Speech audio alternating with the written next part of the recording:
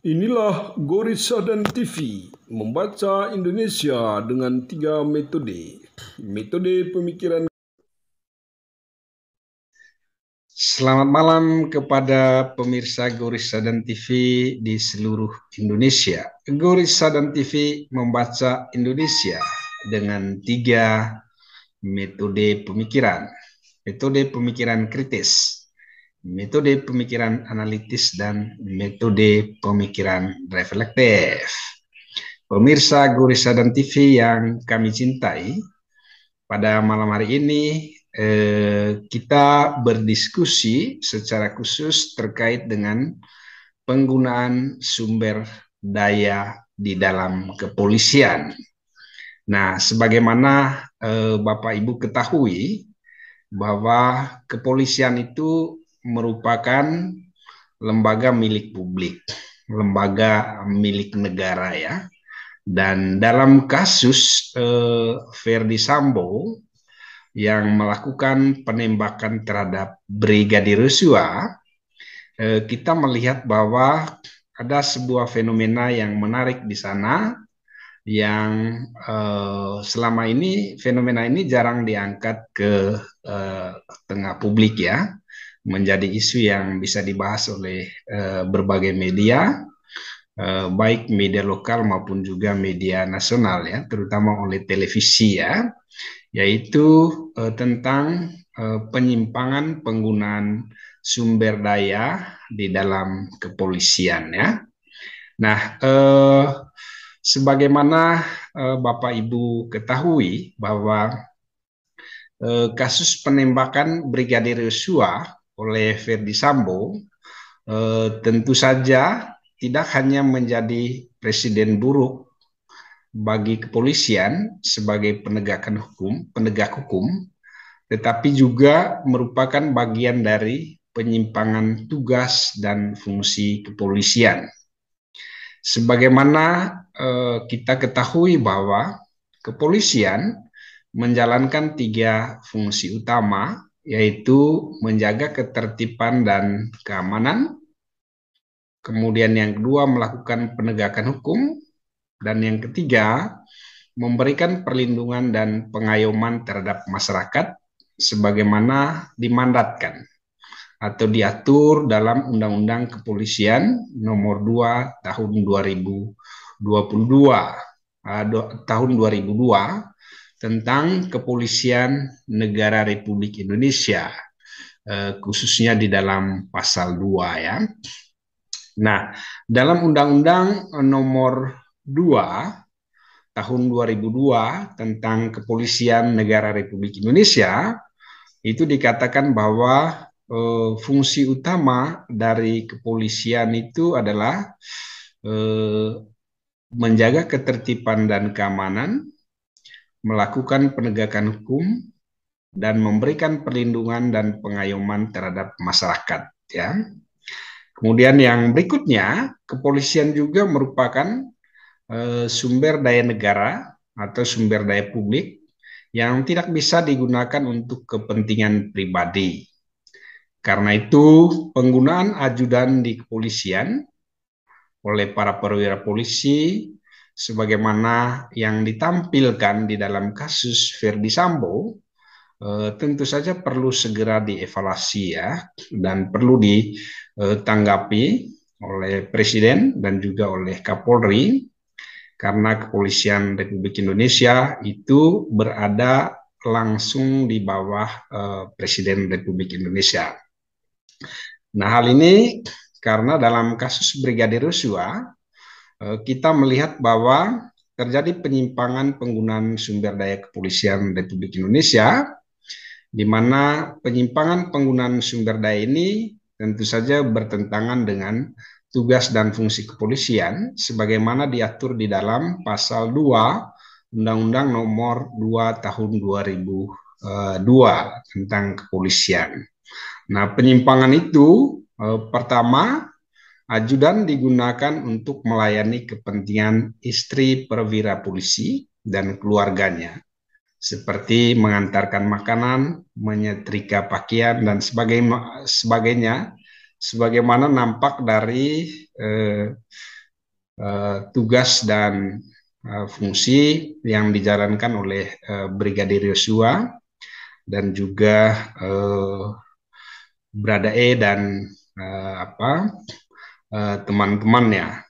Kemudian yang kedua, penyimpangan itu juga terkait dengan contoh di mana ajudan kerap menjalankan tugas tanpa job description-nya yang jelas ya. Karena tidak ada job description yang jelas, maka tentu saja perwira polisi menggunakan ajudan sesuka hatinya sendiri, sesuai dengan kehendaknya sendiri. Kemudian lebih banyak didasarkan kepada pertimbangan-pertimbangan yang bersifat pribadi ya. Dan bisa jadi itu ajudan itu ya tanpa jam kerja yang jelas ya, digunakan sepanjang 24 jam dan bisa bayangkan ya betapa para ajudan itu mengalami stres, frustrasi dan juga mungkin capek ya. Kemudian penyimpangan yang ketiga itu terkait dengan batasan untuk ajudan perwira polisi ya. Nah, jika dilihat dari kasus Ferdy Sambo, maka nampak sekali bahwa ada sekitar 7 orang yang menjadi ajudan Ferdy Sambo. Jadi banyak sekali ya. Untuk satu perwira polisi punya ajudan yang sangat banyak. Dan tentu saja ajudan ini digaji oleh negara. Dan ini tentu saja adalah bagian dari pemborosan anggaran negara. Karena itu, ya ajudan yang banyak kemudian menimbulkan pembengkakan anggaran tanpa juga disertai dengan job description yang jelas ya, sehingga itu menimbulkan banyak sekali terjadi penyimpangan. Nah, walaupun misalnya di dalam kasus Ferdy Sambo kita lihat bahwa ada indikasi penggunaan dana pribadi untuk biaya-biaya yang dibutuhkan dalam operasionalisasi dari ajudan perwira polisi. Dan dana ini tentu saja sebagaimana di dalam berbagai berita itu bersumber dari keuangan Ferdy Sambo, sehingga orang atau publik bertanya dari mana sih sumber keuangan Ferdy Sambo, dan Ferdy Sambo sendiri sampai dengan sekarang ini belum memberikan laporan terkait dengan kekayaan penyelenggara negara ke KPK ya. Nah, sehingga dalam kasus penyimpangan penggunaan sumber daya di kepolisian ada 3 rekomendasi yang kita sampaikan. Yang pertama, Presiden Republik Indonesia yang membawai kepolisian perlu segera mengeluarkan instruksi Presiden yang mengatur secara tegas terkait dengan penggunaan sumber daya dalam kepolisian. Jangan sampai terjadi lagi kasus di mana ajudan perwira polisi bekerja menyimpang dari tugas dan fungsinya sebagaimana diatur dalam Undang-Undang nomor 2 tahun 2002 tentang Kepolisian RI. Misalnya mengurus urusan rumah tangga ya, menyapu, menyetrika dan lain-lain sebagainya. Kemudian yang kedua, jika Presiden tidak mengeluarkan instruksi Presiden, maka perlu kiranya Kapolri mengeluarkan peraturan Kapolri terkait dengan penggunaan sumber daya di kepolisian. Jangan sampai terjadi penyimpangan, di mana penyimpangan itu di samping menimbulkan pemborosan anggaran negara, batasan-batasan yang tidak jelas, misalnya berapa ajudan yang seharusnya digunakan oleh setiap perwira polisi, itu mesti diatur secara tegas di dalam peraturan perundang-undangan atau di dalam peraturan Kapolri atau juga di dalam instruksi presidennya. Dan yang terakhir, dalam kasus Ferdy Sambo, kita mengharapkan agar hukum harus ditegakkan. Hukum jangan sampai tajam ke bawah, tumpul ke atas ya.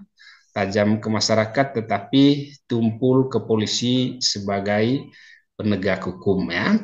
Nah, ini kita mengutip pendapat dari Lucius Calpurinus ya, pada tahun 43 sebelum Masehi, dia mengatakan bahwa fiat justitia rua caelum, yang berarti hendaklah keadilan ditegakkan walaupun langit runtuh, atau hendaklah hukum harus terus ditegakkan walaupun langit runtuh ya.